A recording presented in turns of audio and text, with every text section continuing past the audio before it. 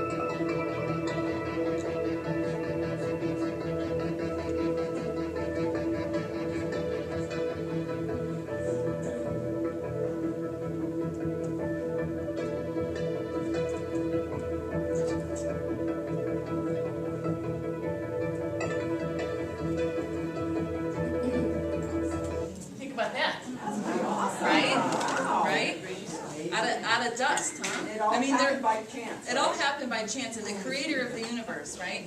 And what's even more astonishing is what's inside that dust is what counts.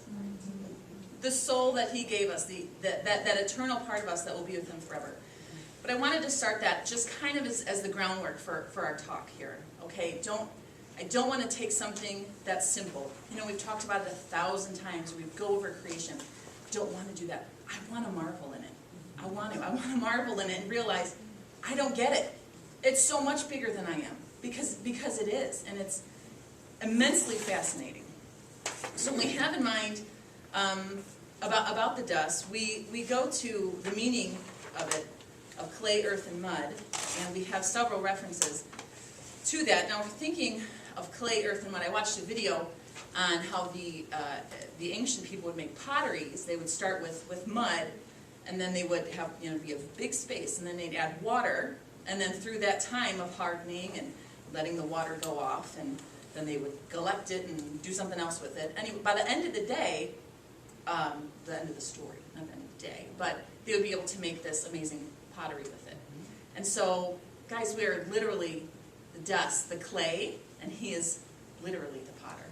Literally. I mean, it's so amazing to me that I think that we should, we should never get old of the simplicity of amazingness that it is. And part of this lecture, when I was going back and forth, is you don't have to get very far, really past Genesis 1:1, where you see the struggle that we have, and the struggle of evil to come in. I mean, Linda obviously is going to do an amazing job. Oh, I thought she was going to say Linda's obviously evil. No. Wow. I didn't say that. So let's point out a few things that Job reiterates the fact that he was formed from clay. And remember, Job and the big sound off with creation is creation being proof of who God was, and Job replying, I don't have anything to say. You're right. You're right. And in John 9:1-11, this is another thing, guys, I find so interesting. When Jesus healed the blind man with saliva and dust, with clay. I don't know. I don't want to presume to make any connections that are not there, but I do think it is awfully amazing that he used this for a man who could not see from birth, and he used the substance that we were created with to heal him. And Psalms 103:14 says, for he knows our frame, and he remembers that we are dust. Now, the reason I am putting so hard, I don't want to forget the detail of it, and I was thinking of the quote that I love so much. Charles Spurgeon said, discernment is not simply telling the difference between what is right and wrong. It's telling the difference between what is right and almost right. So I want to keep that in mind while we talk about this. Let's talk a little bit. I left a blank for the lie, okay, because I want you to think about it. I want you to be able to pull, when we talk about the dust of the ground, just in this subject, the lies that we hear around us. I'll give you a few that I found.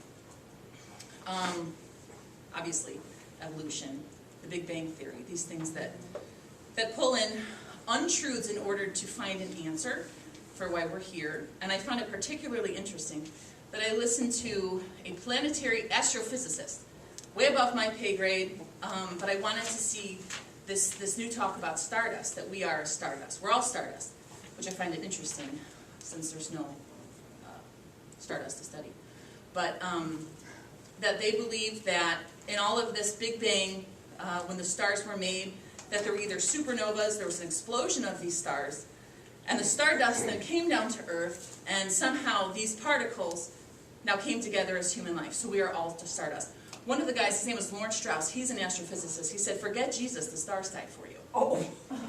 Okay, which is very interesting considering the fact that even if you want to say that the dust fell down to Earth, what would that mean? That would mean we were made of the dust of Earth. Yeah. So we're trying to figure out here, don't forget the truth of it and how easily it is to be misled. I found it interesting that she stated that human beings, a human being race, we are mathematical anomalies. Well, an anomaly is something that would stray from the norm. So I don't even understand what you're saying, because there is no norm then. What other human race am I looking at that was created apart from this one? So even sitting and thinking about these things, not that we should dwell on it, not that we should sit here and be have, you know, degrees in the Big Bang Theory, but the fact that we should think about it. So I definitely, I want, that's part of it, is I want you guys to be able to think about the lies that are going on in that one. So let's move on to the second one, which is the breath of life. I'm strictly going to talk about the physical part of the breath of life that I find to be astonishing, because in Genesis 2:7b, and he breathed into his nostrils the breath of life. And then respiration begins with the nose. Again, I'm going back to simple. Some of it I don't even, really even think about. I think in our lives we go through so many things that you go, you know what, I don't even really know that. So when I was looking this up, I think it's amazing. Breathing illustrates our human vulnerability and complete dependence on God. This says our nasal passages are much more than just a source of discomfort when cold and flu season come. They are a high-tech air conditioning purification system. They filter out their larger dust particles and microbial spores by focusing incoming air onto the mucous membrane lining the nasal cavity, and goes on and on and on. Which is amazing to think that to hold our head, to hold Adam's head and to be able to breathe into him. Moses didn't know this. When Moses wrote this, he would, I see the significance of the nasal passage. I don't think that is something that would have happened. I could be wrong. It's much smarter people than I. That breathing is used in the Bible as a powerful symbol of his life-giving presence. Just focusing on those two things. And the lie, again, for me here is, I think, we have a purpose problem in the world. When I was looking up, and what I mean by that is, suicide has grown by, astronomical rates, if you figure it. And so, for the most part, I think that I'm not taking away the mental health aspect of suicide. I'm not taking away those things. But what I am saying is that when we have organizations, like if I were to say to you, what would we say it would be a health epidemic we have right now? One of the biggest health epidemic that we've all been touched by, I would say probably in this room. Cancer. What would be one of the biggest cancers that we see the most pink about? Breast cancer. Less people die every year from breast cancer than suicide. I found that to be amazing. And everything that goes into it, again, I'm not saying, don't read what I'm not saying, we should be helping those people. But I wouldn't say that we rush more to help somebody who is hurting in that way than who is hurting with a purpose problem, a purpose and a pain problem. And then the problem now goes further, and that there are people that will help with that problem. The problem is, it's deception, okay? So in all of this, to remember, we are valuable, that He knows our breaths. Our life is written in the Lamb's Book of Life. And to start to think about the lies, or what we do is not just the truth and the false, but what is almost truth. And that we have no problem bringing a meal to somebody who has cancer. Thank God my daughter had cancer. She's healed now, but I could not have been more grateful for the support we had. Are we that willing to bring somebody who is struggling with purpose? Are we willing to do that? Mental health, those things are much harder, I think, to look at and to say, you know what? I have the answer. Because guess what? Cancer may have other answers to some. The purpose in life has one, and that's Jesus. That is the only answer that will give you purpose. And guess what? We have the ammunition to be able to go to them. So my charge and my challenge would again to look at this, to look at the things that have purpose, that we will fight for, but not the ones left behind that are also struggling with those things. So, and in that I want you to think about it. I want you to be able to look at that and to put something in there as well. Let's see. What am I on? Oh, yes, this is good. This is good. Let's go on to 3, which is the creation of woman. So in Genesis 1:27, God created man in His own image. In the image of God, He created him. Male and female, He created them. Women are not an afterthought. You know, I think it's interesting that so often when we refer to Eve, or which her name wasn't even given until after the fall, but refer to woman, we think about the time that she was created. When really, if you go back to chapter 1, Adam and Eve were created in the image of God. That was the purpose, is that they were to be, both of them, in the image of God. Before we even get to, he's looking for an animal, or he's looking for a helpmate, and he can't find any. He's not walking around in the garden going, will this elephant do? I mean, I understand the premise of the thought that no one is like me. This was a plan. This was a plan from the beginning, which is what I find absolutely, once again, amazing, and to not forget that. And the second one is something that I really learned, that she was created from Adam's rib, which we know in Genesis 2:21, that the rib is the only bone in the human body that can regenerate itself. Was anybody today years old when they learned that? Because I was. I didn't know that. I didn't know that when I was looking that up, which was very interesting,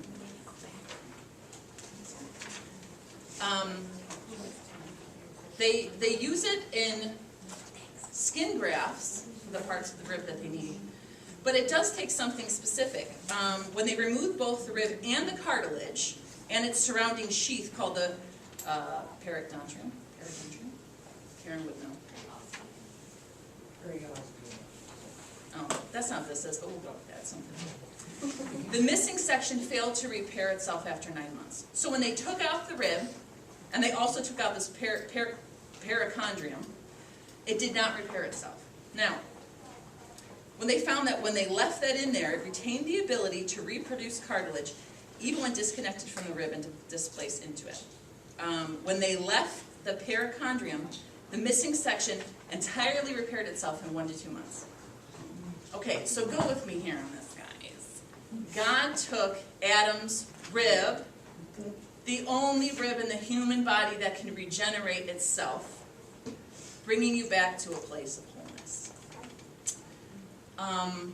That blows my mind. One thing that it takes is a skilled surgeon. That's what was mentioned in several of the articles. It is possible, it can be done, but you have to leave this pericardium, this like membrane around the rib, and then it's able to regrow. So who would have thought that a skilled surgeon could take a rib, form woman, and then ideally it could grow back? I'm not saying that it did in this case after the fall. I don't know, I'm just telling you that it can. This is another thing that Moses did not know, I can't imagine, because I just learned it. Wouldn't know it about me, but You didn't have the internet. I found it to be quite amazing.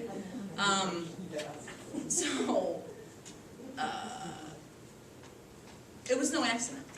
Okay, it was intelligent design that we were created with. And the thing is, look into the scriptures and don't just take somebody else's word for it. Have you guys ever heard the story? I think John MacArthur had this in one of his books. That he said the FBI, when they're looking at counterfeit money, they don't study the counterfeit money, they study the real thing. Okay. So me, once again, I'm looking for truth. I don't want just another spiritual thing to be said to go, that's really good. I want to know the truth. So I looked up. And this one guy felt the same way that I did. And he said, I don't know if I believe that. This is just something somebody says.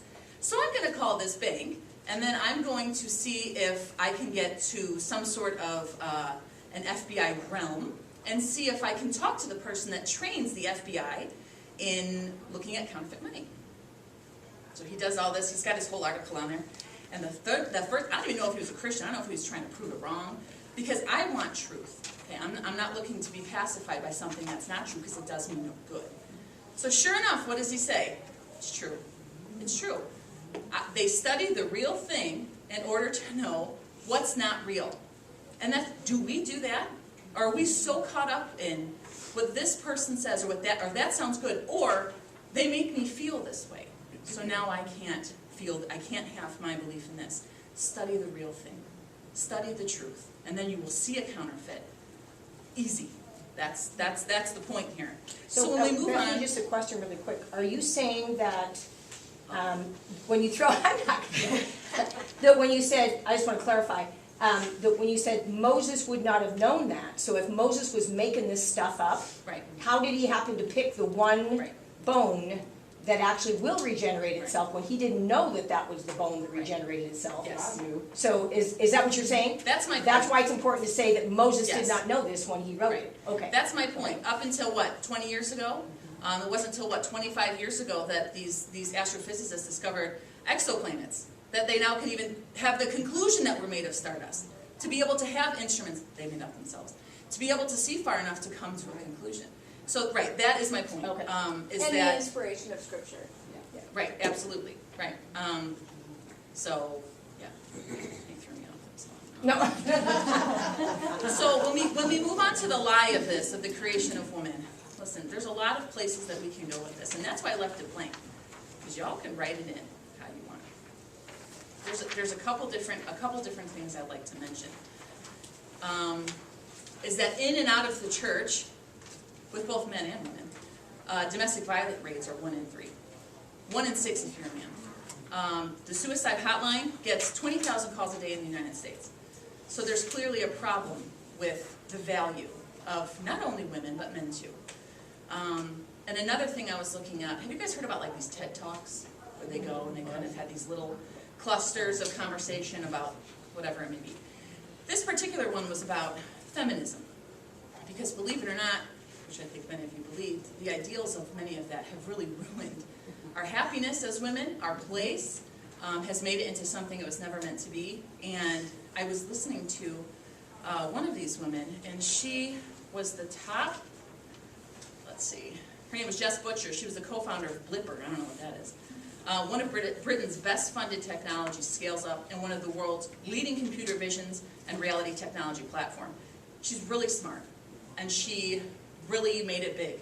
And she goes on to talk about how, and it was kind of funny because she's like, I know that my subject matter is not popular on this group, because it was talking about how feminism has kind of ruined us. It's kind of worked against us. She said, because if you look, and she goes on to talk about figures and numbers, about breaking glass ceilings and making money. And she says, you know what a lot of it comes down to? We don't want that. We don't want that. And so the distortion of who we are and who God made us to be, these are the lies. Now, not that we haven't, not that some of it, again, you know, and you can look at this, I'm just pointing out that these are issues that we have of the wonderful and amazing creation that He made us to be, and the lies that not only society, we can only blame society so far when we believe it. If we accept it, then that's an us, that's a me problem. Because the scripture is here. So when we, and you know what I just love about that, because I heard something the other night that got me all worked up, and I was so excited to come today, because not only is it's a blessing for me to be able to study and to learn these things, but to counter falsehood of what these people are, this is the little piece that God has given me, and I'm going to do it. I'm going to do it, and this is my research, and that's why the Lord's just going to have to take over, because I printed this stuff out, and I wrote stuff down, but He's the one that's going to really have to take charge of this. So it's another thing I want you to be thinking about. Quickly, let's go into the command and the blessing. So really, it was called a blessing, but it was a command for us to do. And the first one was be fruitful and multiply. Pretty simple, yet we don't talk about it a lot. We know that the bodies of men and women were made to reproduce, and B was to subdue and rule over the earth. Now we are to respect and care for the earth and its inhabitants. We know that. Now this one to me was the biggest portion of lies that I could really come to, because we know that in a society, we annihilate this blessing 125,000 times a day through abortion. I almost feel like that needs a moment. That this is what we do to life, the blessing that we were having. Be fruitful and multiply. I have a story here. I heard this story. I didn't know it was true. It is. I looked it up again. This was in 1874. There was a little girl named Mary Ellen McCormick, and she was being abused. And the neighbors finally noticed that she was being abused. Again, 1874. But the people that were noticing her abuse had no recourse, because in 1874, they had no laws for child protection. So you know who they had to turn to for help? was the ASPCA for animals. Again, I'm not saying that's wrong, but I'm saying let's look at our priorities here. That there's an established place to take care of animals. Good, steward of the earth, that's what we're supposed to do. Children have no protection. And of course we can go throughout the Bible, we can go throughout the world, and we can see that this is an annihilation of God's promise to us. This is not a choice matter. I found that story to be completely amazing, and it kind of broke my heart. I mean, it a lot broke my heart that you have to go to an animal place in order to be able to get a child saved. Which, we see those tipping the scales in our community and in our worlds. That an animal, right? I mean, we don't play around with our animals. Matter of fact, look right here. I looked at animal law. How many rights do animals have? I don't even want to say it. Not that they shouldn't, don't take that from it, but what I'm saying is, when you have schools and law schools that are ordering course after course of domestic violence with animal cruelty persecution, wildlife poaching, enforcement for trust with companion animals, when you have all of these things to protect animals, and you have one to protect the life of the unborn child, something is wrong. It's that Something's value wrong with system that. you were talking about. Our value system, which leads to suicide, is skewed. It is, it's skewed, and this make no mistake, unborn children have no rights. This is only in the event of something very specific in the act of a crime, I mean, in a homicide of a mother, that they would be able to be charged with the life of a child. Now, I know that in this room it's like preaching to the choir, but what I'm saying is we cannot forget it, that there is truth right here. And if we are not going to be the ones, then who will? Who will? It's like, I think it's Casting Crowns, a song that says, we sing, save the trees but kill the children. And, you know, these are issues that we know that are going on. What I'm saying is don't let them be the loudest voice in the room, because we have the truth.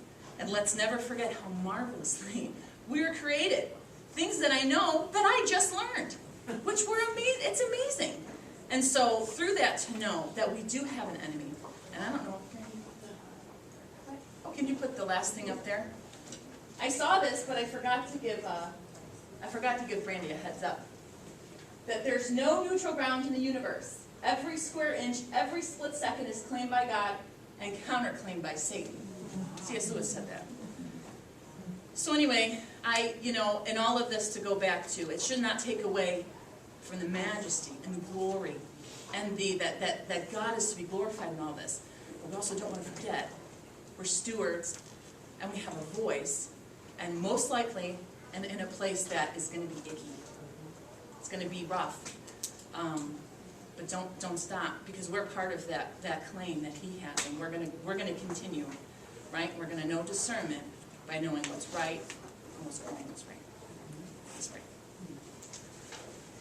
Oh, dear Lord, thank you so much. Thank you that we have a hope everlasting, that all of this, God, as we fight and we live and we glorify you, and our lives are stamped with it, that one day when we're with you, Lord, all of this, all of it will be redeemed. I'm so grateful for that. I'm thankful for the ladies every week that keep coming back and doing the lessons. And Lord, I pray that you put on their hearts right now that they would bring somebody that needs truth, because it's here, right in your word. And thankfully, Pursue is one that we study your word, God. And I just pray that you would bring everybody back next week, and also some new ones, some new people that we can love, that we can help. And I'm just grateful, and I'm just thankful I get to be part of it. In your precious name, amen. Amen.